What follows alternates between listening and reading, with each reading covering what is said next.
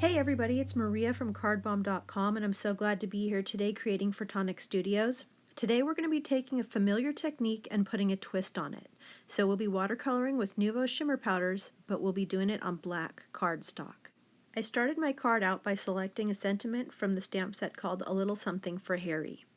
I'm using my Tonic stamping platform to get perfect placement, and I'm also using post-it sticky notes so that I can mask my sentiment off.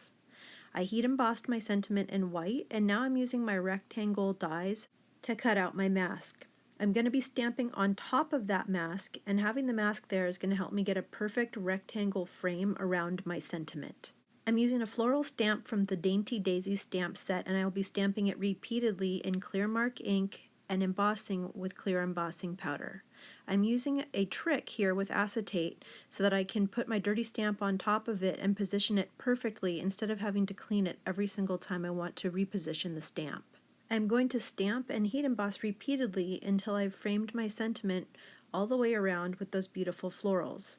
And you can see now that that mask helped me frame out my sentiment with a rectangle. So now I'm going to go ahead and start watercoloring with my Nuvo Shimmer powders. And of course I've gone for my usual go-to colors of Cherry Bomb, Solar Flare, Falling Leaves, Atlantis Burst, and Blue Blitz.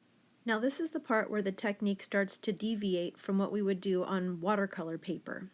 Of course, when we're watercoloring with Nuvo Shimmer powders on watercolor paper, we simply mix the powders with water. And that works because watercolor paper is made to absorb water and it can handle the water load. However, black cardstock is not as absorbent as watercolor paper, and so we have to do something different. So what I've done is instead of mixing the Nuvo Shimmer powders with water, I've mixed them with rubbing alcohol. If you're in the UK, that would be surgical spirits. So this evaporates very quickly, and it enables you to essentially alcohol/watercolor with a medium that evaporates quickly and doesn't waterlog your cardstock. As you watch, you can see that that's really the only difference with this technique, is just swapping out the water for the rubbing alcohol or surgical spirits. I'm still able to get vibrant color, great shimmer, and good color saturation. Another thing that is interesting about this technique is that because these shimmer powders are slightly transparent when diluted, is that because we are using a dark cardstock for our background, some of the colors will change. So you can see that this Cherry Bomb that I'm using right now looks a bit more purple than it would if it were on a white cardstock. Some of these blues and greens look a bit darker as well.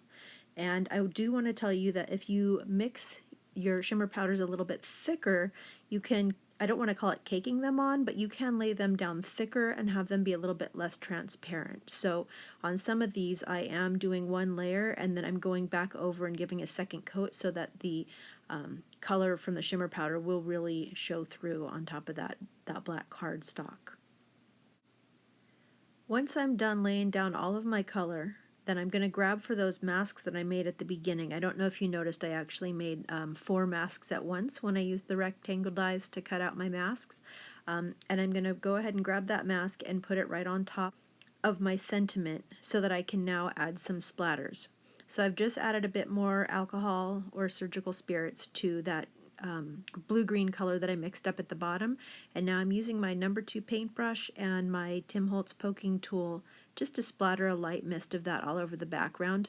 And this ends up being so subtle but so beautiful. In real life, it's so much more sparkly than what you can see in the video.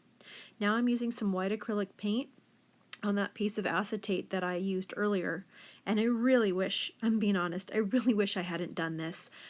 This was a new way for me to try and splatter, but it just didn't work out, and it flung strings of paint all over the card, and I would have been really happy with some splatters, but I do not love these strings, so I will go back and fix that in a little bit. And what I'm doing right now is I'm just using a little bit of extra shimmer powder to cover up the areas that I got some of that white paint onto on my floral images. So I'm removing that mask so that you can see the difference that does help that sentiment pop out. And then I use my heat tool just to make sure that everything's dry so that when I cut down my card face I won't be smearing any of the paint that I just splattered on the front. After I cut down this card face, I'm going to layer it onto a piece of Craft Perfect Pearlescent cardstock in Fresh Mint. Look at how pretty that is. I love all the sparkly sheen, but it's not overkill and there's no glitter in this paper. It's just smooth and shimmery, and I thought it would be really great for layering for this card. Now I'm going to grab my Nuvo liquid adhesive and adhere these two layers together. Then I'm going to grab my Tonic creasing tool and burnish the back of this so that those papers are adhered really well together. Then I decided I wanted to frame my sentiment out, so I grabbed a white gel pen and a T-ruler, and I've made my own little frame for my sentiment. I wanted it to stand out a little bit more, but I didn't want to go ahead and die cut it out and pop it up, because I liked the look of it being nearly a one-layer card. The next thing I did was grab a Sakura black gel pen and go over the edges of the floral images just to clean them up a little bit. Next, I adhered my card face to the card base using foam adhesive, and then I grabbed my Nuvo crystal drops in Neptune turquoise and added some embellishments to the front of the card. At this point, I thought I was going to be done with the card. I thought that I'd leave those white splatters the way that they were, but I just decided I couldn't do it. I disliked them too much, so I ended up grabbing a Sharpie and coloring over those lines as best as I could. I am a lot happier with the way that it looks now, and I did leave as many of the white splatters as I could. That is it for today, you guys. I'm so glad that you all joined me for today's card. I hope to see you back here really soon. For now, if you've enjoyed today's video, I hope you'll hit a subscribe on both the Tonic Studios YouTube channel as well as my own over at Card Bomb by Maria Willis. Have an amazing day, you guys, and I'll catch you on the next video. Bye for now.